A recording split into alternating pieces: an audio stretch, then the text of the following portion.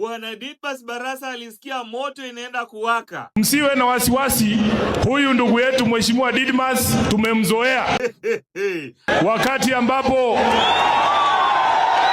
tumemzoea, akakumbuka kuna robe mahali kwa wallet.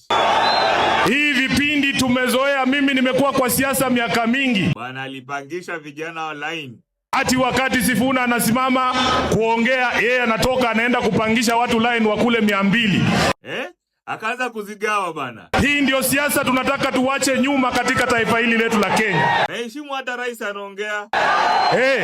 Hiyo ni madharau gani bana? Wakati ambapo kura muhimu zinakuja mbele ya bunge ya kuwekelea ushuru kwa wananchi, anawaumiza nyinyi.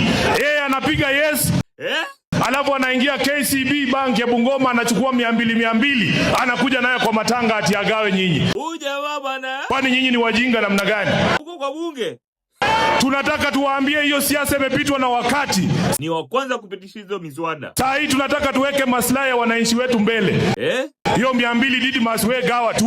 Mimi nakuja kuletea hao watu wa Bungoma maendeleo ya kweli na uongozi wa kweli. Hatutatishwa na mtu bana. Tumeahidiwa uongozi bora. Hatutatishwa na mtu.